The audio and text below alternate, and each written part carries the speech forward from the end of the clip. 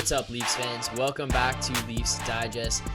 Goody took over this week, had a little bit of a busy week for myself, wasn't able to get on here, but you took over, had an absolutely booming video after the Leafs took down the Colorado Avalanche in what was a really interesting game, to say the least. But we follow it up tonight with a 4-3 shootout loss to the Minnesota Wild, falling to 17-6-2 on the season. Actually, I got to double check that, make sure it is 17-6-2, but nonetheless, yeah, it is. First shootout loss of the season. Goody, it's weird because I personally feel like we haven't seen that many shootouts recently from the Leafs, at least. Like, even thinking back a couple of years, I can't remember that many shootouts going on that we've watched these guys partake in. And it's kind of funny considering how skilled and how offensively capable this team is. You'd think when it would come to a shootout, it would be something that we would be sitting here as fans drooling over, but we got our first one of the season tonight. We fall to the Minnesota Wild. We saw some gross goals in that shootout itself. Overall, what did you make of this game? It was a weird one. We get down 3-0 to start into the second period there, but we find a way to climb back, tie it, and send it to overtime to get the point. Are you upset with the fact that we lost this game? Is it something that you can walk away from feeling okay, at least we grabbed a point? Like, where's your overall feeling from this one? I feel pretty good with it. You do walk away with a loss, but first time going to the shootout this entire year. And you're right, in previous seasons, we've been so offensively minded and kind of prone to defensive lapses that the 3-on-3 normally gets the job done for worse or better. But there we go to a shootout. We get to see an awesome group of goals from both Maple Leafs players and Minnesota Wild players. It was so entertaining. I mean, the way that the NHL has branded overtime hockey with the 3-on-3 and the shootout, which is still a bit controversial. I mean, it is what it is, but you see it be entertaining at very least. And today, the Leafs losing, at least it wasn't a shootout, right? You didn't give up when you were 5-on-5, 3-on-3. You pushed them right to the end and you come back from a 3-0 deficit. So you got to give Leafs kudos for that. I overall enjoyed the game a ton. We're going to go on here and rant about Jason Spezza. I already know it, and he's going to deserve every little bit of it. But before we go there was a lot of people that I think played good tonight. Nylander had a good game. Justin Hall sort of looked back to his week, trying just to survive out their ways. Not everything was his fault. Not everything out there was his fault, but there was some tough looks for him tonight, to say the least. 100%. Overall, I'm pretty pleased with this, though, Phil. How are you feeling about walking away with a 4-3 loss in OT? Yeah, you know what? I actually am on the same page as you. And part of it here is I think that, yes, we lost and it's tough, but we had won 15 of our last 17 games. You're looking at a situation where we are the hottest team in the NHL running up against one of the other hottest teams in the NHL in Minnesota. They've been playing really well. They've got some studs on that team. They seem to be constructed pretty well. Good defensive core. You got studs like Kirill Kaprizov, Zuccarello. Hartman's playing really well. Greenway was impressive. Greenway, like, that's a big body there. Like, they seem to be constructed pretty well. Cam Talbot's having himself a good season as well. So you run into a hot team there. You can't win every game, and I know that's such a cliche to say, and it's kind of a cop-out for when you lose a game, but to be able to get a point out of it is a pretty satisfying thing, because these points do matter. Yeah, you want to win, you want to get the 2, but to be able to get 1 when you're a team who's going to be looking for, I mean, let's be honest here, and knock on wood, hopefully we're not seeing a complete 18-wheeler off a cliff situation again where we just fall off the map and fall out of a playoff spot. But realistically, we're probably not in a situation where we're fighting for playoff spots. We're going to be fighting for playoff positioning and where we sit in the standings, who we face off against. Do we get home ice advantage? Are we on the road? Like, those are the kind of points that we're battling for to be able to at the end of the season. So to be able to grab at least 1 here is something right now you're not overly pleased with, but down the road you can look back on and say, at least we got the point that night. And I think part of this too also comes from, like, part of why I'm okay with this stems from a little bit of maturity. See, what happens here, and I think you'll agree with me on this, is that to start this game, we didn't start that well. We were kind of getting a little bit bombarded with shots. Jack Campbell had to make some really big saves, which is something that he's done a lot to start this season. Is if we're not playing well in the first period, it's become up to Jack to keep us in it, keep it a 0-0 game, a 1-0 game for as long as he possibly can, and for him to play the best hockey. Yeah, and that's kind of what we saw here at the beginning. Unfortunately, which is another thing that is just like one of the worst things, and I've said it so many times. Yeah, you give up that first goal, but it's the last minute goal of a period. Like we let them score with less than a minute left in the first period there going into the intermission. It's just a crappy way to end a period realistically. But you get down 3-0 through some bad bounces, and that could be the end of it. You could just shut down right then and there. You're missing Mitch Marner. Jack Campbell has let in 3 goals, and he's not really a guy who's let in more than 2 for the most part all season long. You're not all the guys are firing. You're just looking at some weird things going on. You're on the road. You're playing a game in Mini. You're playing the next day. It could have been complete shutdown right then and there, but this team had the resilience and the battle through to continue to push back and at least send it to overtime. So from that standpoint, I'm also pretty happy with it. Definitely. No Marner tonight, as you said, and you start down 3-0. Jack Campbell needing to carry you through, survive the team, and allow you to still get any points whatsoever. So to walk away with 1, I think it is a big redeeming factor here because you're going to be fighting for positions in the playoffs. You're right. It's not a matter of getting in, and I'll knock on wood as well. It seems like it'll be a matter of, where you're going to be playing, whether it's at home, on the road, and getting favorable matchups. So I'm very happy from that standpoint. And I mean, yeah. To say what we've been saying this whole pod, you started down 3-0 and had to fight back and turn on the Jets right before the end of the period there, where you get a couple power plays in a row. You end up capitalizing. So when you're given, I'll say a lifeline to get back into the game, you took it and didn't look back. So I think that's what a good team is going to do. Another team's going to make mistakes. If you're on your game, you're going to take advantage of those. And in some senses, I think the Wild gave up the game tonight, or gave up the opportunity to not let the Leafs get a point. But obviously, they're in the West. It doesn't really matter too much. It would have been, if it was an Atlantic opponent, we could have criticized that a bit. But either way, I'm very happy for my team getting a little bit of a leg up right now in the standings because they've been rolling. You'll take everything you can get right now when you're hot. Before we touch on some more stuff that actually happened specifically in the game in regards to one player in particular who I know we're both going to be real happy about here, I do want to say, if you followed the pregame bets, you know that I went 2 for 3 on tonight, so I continue to have a little bit of a heater going here. I had Austin Matthews anytime goal scorer if you saw the bet preview, and as well I had the Jack Campbell over 27.5 saves. It was a little bit nerve-wracking going into the third there because I'm pretty sure Mini started the third with 16 shots, and they obviously had 3 goals, so I needed 15 saves from Campbell in the third, just 15 saves. And I was getting a little bit nervous because I'm like, I don't want Mini to pour on the shots here because it's going to get a little sketchy, but I also want this bet to hit. Conflicted. So I don't know what to do. The one that I missed on was the Tavares over 0.5 power play points. Unfortunately, that one doesn't hit, but I texted Josh during the game when it was going on, and this is where we'll lead into what is actually happening, what was important in tonight, and there was a couple of times, and if you followed the bet previews, I've put Jason Spezza over 0.5 power play points, and it just hasn't hit. And I looked at it tonight, and I was like, maybe I will. And then I was like, no, Tavares is rolling. I had a justification behind it, so I bet the Tavares power play points, and of course, Spezza has himself a night, gets 2 power play points.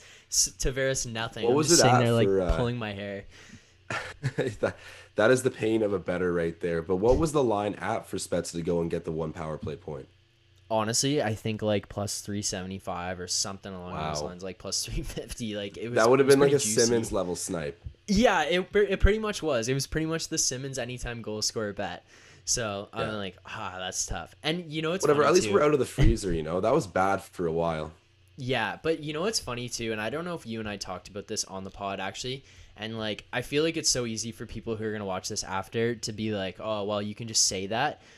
Josh and I went to the Raptors game Sunday following the San Jose game when we both bet on the Simmons anytime goal scorer, and he scored. Josh and I were at the Raptors game with the Raptors Digest, guys. Shout out Ben and Riker. That was an unreal time. If you haven't seen it yet, you can go watch the post-game reaction. The two of us are in the Raptors Digest post-game breakdown outside of Scotiabank Arena, so that was pretty cool. But we're walking in there. Josh and I are talking about our bets, and we're like, should we bet Simmons anytime goal scorer? And both of us are kind of, nah, I don't know. It's testing our luck to bet him again, score. And lo and behold, he scores that Sunday night. That's just the way things go sometimes. Yeah, it is, man. That's it. The money flows one way, and that's to Vegas. But Yeah. at least we're out of the freezer because, we were real cold there for a while. Oh, But I'll take us hitting at least one of the Simmons calls that we had because yeah. that was insane when we got that. It was the second goal of the season, but we missed on the next night. Go Yeah. figure. That's how it is. Yeah. But actually, last point about Simmons before we move on, we actually talk about Jason Spezza, the man of the night. Did you happen? Were you notice, or what did you think about that whole altercation in the first period, where Greenway knocks down Matthews, Bunting chases after him, and then Simmons goes after Greenway and ends up fighting Foligno? Okay, so I actually do have comments about this.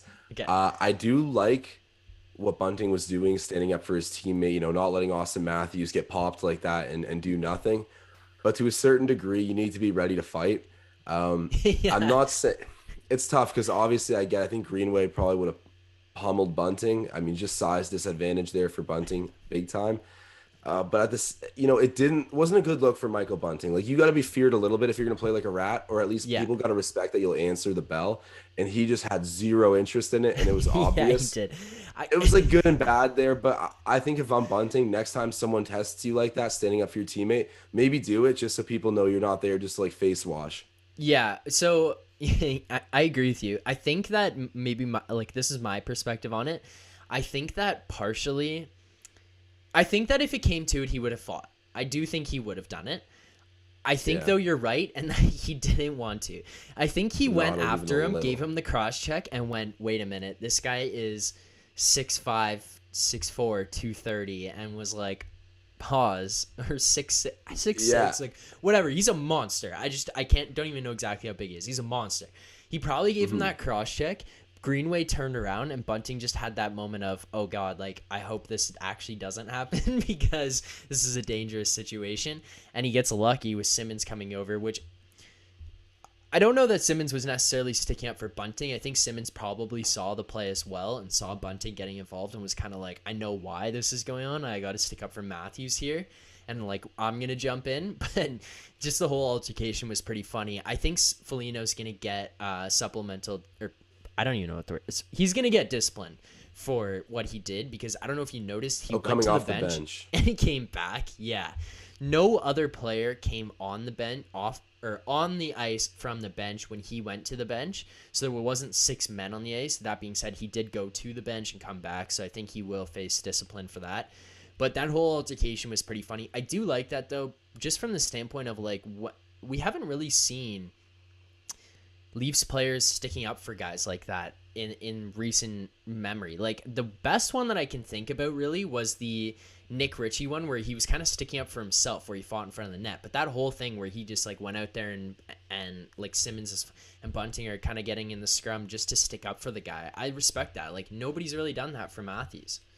Yeah, I mean, I've even seen it a little bit more from Mitch because Mitch is pretty helpless when it comes to avoiding being physically abused by physical defenders. But when it comes to Matthews, he is someone that's pretty sturdy on his skates and elusive and big. Yeah. So he's a superstar, but he doesn't get babied like one, right? Like he's not like even a guy like Tarasenko, a little bit smaller, it seems, gets a little bit more help from his teammates. Um, Austin Matthews, it wasn't a dirty play at all. He just got lit up. So to have his teammates Yeah. back him heavy like that, I think it did mean a lot to him because he doesn't get that benefit of the doubt, even though he is a superstar. People are like, Austin's a big guy. He can handle himself. It's normal for guys to take abuse like this. Even Crosby's pretty small and he's got to have an edge of his own. But I do think it means something to Matthews that he got to have his teammates stick up for him, even though it was Bunting, Simmons coming in and basically just pumping Foligno there. But I don't know. I'm gonna stand by what I said a little bit with Bunting that he's kind of branding himself as a rat. And if you Yeah. want to get away with that kind of play in the league, even though he was sticking up for his teammate there, every once in a while, and in hockey, you can grab the guy, right? It doesn't need to be a full-on street brawl, UFC style. Like it's pretty easy to just hold on for dear life and get sort of like a default W or a default tie, just Yeah. trying to almost jersey a bit, and maybe you fall and bring him down with you, something of that nature. Just make guys know that you will take it to the next level if you're going to confront me on the ice. No, I agree with you completely. I agree. It's just like it was one of those ones where he definitely saw Greenway turn around and was like, whoops, like wait a minute, wrong guy, and then Yeah, kind you of could see realized it. like, Well, and yeah, it's funny too because from the camera angle that I believe everyone would have had, You could see that Bunting went up to him, and you could only see the back of Bunting's head and the jersey, but just the physical body language of him like getting in Greenway's face, you could tell it was like, okay, he's not interested. I couldn't even see his Yeah. facial expressions, and I could tell by like the way his shoulders were set and how he just dead froze in front of him. He wanted none of the smoke. Yeah. Yeah. But moving on from that altercation, moving on to the man of the night. Honestly, we got to get like an animation for just like the man of the night, whatever it's gonna be. Jason Spezza. The first goal, there's not really much to talk about there. Let's be honest. That I don't even know how that goes in. It's bad bounces all around all night. Like there was a couple that just ended up going back past Campbell due to bad bounces. That one was just like a little bit of a hockey gods giving that one back. Spezza's going in off of a skate, off of Talbot's head, and then into the net. Weird one, but glad to see Spezza get on the board. But let's follow it up with Spezza's 7th goal of this season. And another point to this is like, this guy's the best value probably in the NHL right now, honestly, for what he's been doing. 7 goals. He's on a league minimum salary. He is basically the heart and soul of this team, honestly. Like, he's a guy who can turn things around in the snap of a finger. Like, he just gets it going, gets the boys on his back, starts rallies, just turns it up and creates leads and separates things from the other team. Like, he is the guy who can get things going here, wins faceoffs, plays on the power play. He does it all. And for him to get that goal, it is a great shot. It is just him capitalizing on the power play, and it's just vintage Jason Spezza doing what Spezza does best. And 7 goals on the season. This guy is on pace for over 20 goals this year. It's ridiculous. I know. He commands the respect of a captain too.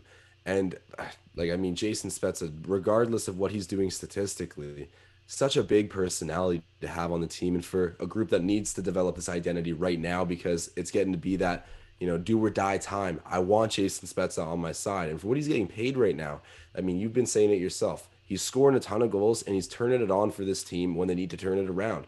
He plays his best when his team is at its lowest. And I'm not saying he doesn't perform too when we're at our best. He does. He fits right in. But I find he's just so consistent that when the team is just laying an egg, he's still out there doing what we need him to do. So Jason Spezza, a bunch of times we've said he's the only redeeming part of tonight. When we've been sounding off, Spezza always brings it, and he's going to help whip these guys who have been young and a little bit inexperienced into a team that's going to be routinely there every night. And even if you're down 3-0, they go and get a point. They could have won the game, right? That doesn't happen without Jason Spezza.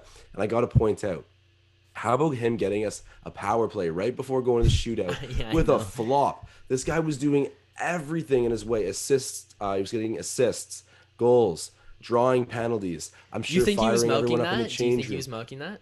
He didn't get hit in the face, not even a little bit. No. I think it hit him in the wrist. I'm pretty sure he got hit in the wrist. He's okay. Well, but the thing is, he sold it like he got hit in the face, which is why there was a call. So that's why I originally thought he got hit in the face. I was like, oh, damn, and that's why got sticked. Like, well, and if they knew what happened, right, they would have been that's on the wrist. Probably not going to call that right now. Like, it's different than getting a hit in the face because I mean they'll allow a hit to the the forearm or the shoulder a little bit, but if it's on your bare face, like they call that down pretty quickly. Either way, I just love him going the extra inch there to make sure we got a call. He might have actually been a little bit hurt, but I don't know. I think he wanted the ref to know that one. He felt it. And it ended up resulting with us. Even if he didn't mean to, it happened. I'm chalking it up as a positive for Spezza because he had a crazy night. Yeah, no, I think he... I don't know if he's trying to sell it as hitting him in the face. I think he was definitely like it hit him in the hand. I probably hurt. I don't know if it maybe hurt as much. I think you might be right. Maybe we'll find something out here. I hope he's actually okay, and hopefully nothing actually did happen. But I do think he definitely got hit in the wrist there, and it probably stung him a little bit. That being said, this guy, I actually got to go into the power play of the Awesome Matthews play of the day for this one. So the Austin Matthews play of the day, it's going to tie in perfectly here because it is an Austin Matthews goal that I'm going to give this one to. And it's going to come off of a beautiful Jason Spezza pass on the power play there. That pass is incredible. And the best part about it is that he presents himself as a scoring threat. He scores the second goal of the game from the slot off of a one-time pass. He's well known for being a guy who comes around that hash mark between top of the circle hash mark area, who can step in on the power play on his strong side there and just take a half clapper and let it go. He's going to draw the eyes of the defenders. He's going to draw the eyes of the forwards who are pressing out on him. And then the goaltender is going to be thinking this guy's going to shoot. And for him to slide that pass through legs, through sticks, backdoor, perfect tape to tape to Matthews like that is absolutely beautiful. And then obviously it's Austin Matthews sitting on the back door. That guy is not going to miss the empty net there. That is my Austin Matthews play of the day. Perfect execution. Spezza caps it off with a 3-point night, ties the game, helps tie the game up there. 2 goals and an assist. Like, this guy is just playing incredible hockey. Like I said, it's great value. And I do want to shout out too there, Morgan Rielly grabbed his 3rd assist of the night as well on that play. So 3-point night from Morgan Rielly. It's just like a good night for the big boys there. He got paid and settled right in. Morgan Rielly, when he found out that we wanted him for a long time on some pretty considerable term, the term with a pretty considerable pay grade, I think it took a lot of stress off his shoulders. He's been playing loose and just natural, doing a great job for us. I'm so happy with Morgan Rielly. And I'm a little bit split on what I want to say for my play of the game. Both of them come back to Austin Matthews, but I got to go with probably the same one as you, because I had the anytime Austin Matthews goal scorer bet as well. So I was super happy to see that go through. But Jason Spezza setting him up like that, tight window to pass the puck through. And that tied the game up 3-3. Yeah. So you don't get that point tonight without that. We don't get the bet without that. And it was just cool because, he was respected as a scoring threat, not only because of where he was positioned on the ice, but because if it went in the net, that would have been a hat trick for Jason Spezza. So at that point, he's demanding the attention of the goalie, and he was just had the poise of mind to find Austin Matthews, and him and Austin had a lot of chemistry tonight. Yeah, they even put him with Bunting and Matthews kind of in the 3rd period to finish the game there. Yeah, it made sense, right? They were rolling together, and the hockey. And he had legs. Spezza, yeah, he did. And when you play with Austin Matthews, you're going to need to. But I loved it that he got in the right mindset to be with the first line group there, and they got rewarded, right? Got a point out of the night and a huge goal for my Poppy Power play of the day. Okay, last thing that I want to get into here about the game itself before we get into the grades and then kind of preview tomorrow a little bit. But the last thing that I do want to get into, that play at the end where Foligno runs over Campbell, there is no chance ever that shouldn't be a penalty. That is a penalty every single time. He's not pushed in. Yes, he runs out of room. I understand that. That being said, that doesn't change the fact that it's a penalty. Like, that is a penalty. If you run into the goaltender, you making contact with the goaltender, you're not trying to avoid it, or even if you are trying to avoid it, you still run into the guy, it's still a penalty. Like, if you go look at the NHL rulebook and all the penalties they've called this year where guys have run into goaltenders, it's all the exact same thing. That is a penalty. He's driving to the net and hits the goaltender. It's also the goaltender in a vulnerable position in his own crease, mind you. Doesn't come out of the crease to make any sort of play there. He's in the crease. And Foligno cuts through and hits him. I do not think he tried to hit him. That's not really where I'm coming at in this. I definitely don't think so either. I'm not blaming Foligno for this. I'm saying from the reffing standpoint, that's a penalty like 100 times out of 100. I don't know how that one doesn't get called. Well, at what point that happened with 6 seconds left, or am I completely incorrect in saying that? I think it was like. No, it was a little. It was very close to the end of the game, but it was a little bit earlier. Yeah, well, either way, you got to call it if you see it. So I was just trying to get into the mind of the official here of why you might have let it slide. But you're right. Based on the way the rule book is written, I wouldn't have called that. I would have called that, but maybe I don't see any malice in what he did. So maybe the ref just kind of tried to chalk it up as something coincidental, which clearly it was. But by the rule book, I agree with you. You should be calling that. Oddly enough, it didn't stick out to me too much. And I think it's just because immediately the 2 players got up and like, my bad on that, my bad. But you're right. Strategically, you are owed a penalty after something like that. And Jack Campbell could have got hurt. How many times have we seen very little contact in front of the net, but just a tap to the head, a little bit of whiplash, whatever it is, put a goalie out for up to 2 months. So it's risky stuff, and you got to be taking care of all your assets, especially Jack Campbell, who's been your rock. So I would have liked to see a penalty come back there too, but I'm happy because, a lot of times when someone does something like that, it's ignorant and dangerous. I think tonight what Foligno did was just a normal part of the game, and I don't blame him for going to the net late. But No, I don't blame him either. yeah, It's not. should have been called. I don't think it was malicious. I don't think he tried to hit him. And I think he did try to get out of the way. It's just regardless, it's a penalty. Like it's a You're penalty right. every time. Just to me, it was like such the right play. And I know I'm not trying to even like hype up a wild player here, but that's exactly what I would have wanted my player to do in that situation, which is maybe why a ref would have been like, he's supposed to do that. But you're right. By the rule book, it's like, no, but he still hit the goalie. Like you got to toss out a penalty there. Yeah. Yeah. Yeah, well, I was just kind of curious to get your take on that. And again, if you guys are watching this video right now, you have your own opinions on it. Throw your opinions in the comment section. We'd love to hear what you guys think. Should Foligno running into Jack Campbell at the end there have been a penalty? What do you guys think about that? Is it justifiable that they let it go? But the last thing I want to get into here, Goody, is our grades of the game. Babcock old school grades of the game. You know what? For this one, I'm gonna go with an A-. There really was only a couple points throughout the game, other than when you like kind of identify and nitpick certain particular players, like you mentioned, Hall, of having those weak moments. But in terms of the team play in general, it was a slower first period, but we didn't give up an insane amount of high danger chances. And Campbell also played incredible to keep it 0-0 until late to the first when it ended up becoming 1-1 or 1-0. Sorry.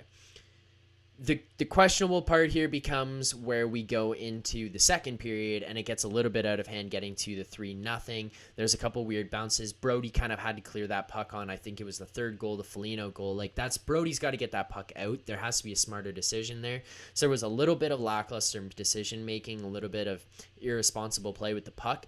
But that being said, it wasn't horrible, and we didn't play terrible all night. And then the benefit or the positive side of all of this was the resilience to come back, the maturity to fight through it and not give up. You're in a away game Saturday night. Your team's been playing really well. You could easily throw in the towel. You got a game tomorrow. Mitch Marner's not playing. You just say, forget it. It's over. We lost 3-0. Let's hold it 3-0. Maybe we'll lose 4 or 5-0. Who knows?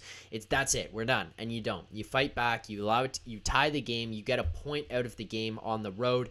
It's a good way to do that. Like, you cap that one off with at least 1 point. You go into a shootout, the first one of the year. So I'm going with an A- for my grade of the game.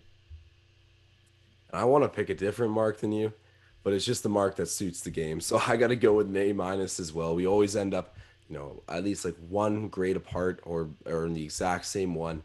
And tonight, it made sense that this team still deserves an A because for all the aforementioned reasons. You're on the road. This is a hot team you're facing. You big star who's not in the lineup in Mitch Marner. Tons of reasons to point to why you would give up after falling to 3-0 here. Down 3-0. I understand why you could have thrown in the towel very easily there, and you got to credit them for having the guts to say, okay, no, we're going to need this point at some time. And right now we have an opportunity to control our own fate. We're handed a couple power plays here. Let's make something out of this. And of course, it's Jason Spezza, the guy who understands the longevity of a season and what points now can do for you later, who keeps the parade going throughout this game where it got really ugly at some points.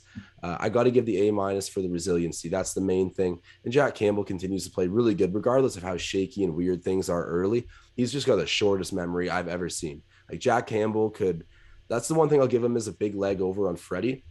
I still think Freddie's like a top 5 goaltender in the league, but he does get affected when you let in an ugly goal. Jack Campbell, I honestly don't think could care less. So that was an interesting takeaway for the game tonight.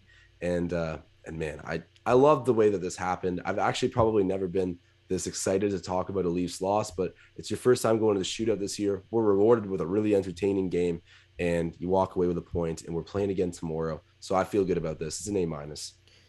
All right, well, I do want to remind everyone, if you are not subscribed to this channel, make sure you hit the subscribe button. We are on the road to 2,000 subscribers. Once we're getting close to the 2,000 mark, we'll do a live stream. We'll do like a subathon to push to the 2,000 mark there. Goody and I will go on live. Maybe we'll throw some dumb bets around again. Maybe we'll have to double down on Leafs winning the cup or a different player prop bet going into the end of the season. But make sure you hit that subscribe button.